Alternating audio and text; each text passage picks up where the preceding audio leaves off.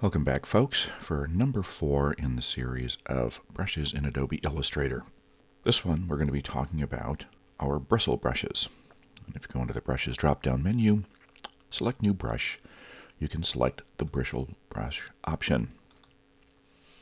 Under the bristle brushes, it's pretty simple. You don't have to create anything first and then save it as a brush.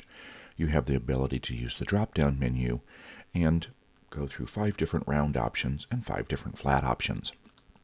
Each one of these will show you in the preview what changes when you use the sliders in terms of size, bristle length, bristle density, thickness, and paint opacity, and stiffness. And as you go through, you can see what this does to the brush in the preview. So if you're looking for something very fine and very low density and nice soft or short bristle length, you can see how that's going to give you that nice variation.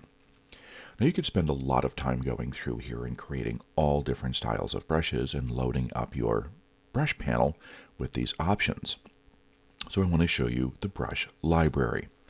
In the left-hand corner of the brush panel, you can click on the library icon under the drop-down menu. You'll see bristle brushes, and you can call up the bristle brush library that is there as a default in Illustrator. When you do that, you get a nice list of all the brushes here set to some basic defaults. And instead of having to create all your own, you can go in and you can use these quite simply and easily. Now to move these over, we can now see what types of bristle brushes you can have. And these are all different types. So the first one here is just the standard mop. This one is a different type of fan brush. And this one's more of a chisel. And this one is a very hard chisel and with very unique sets of options. And you can always find out what those are by selecting your object that you painted, double click on the icon in your brush panel, and see what options gave you that particular look and feel. Now with this brush library up here, you can just simply use this directly from the brush library instead of having to put them in your brushes.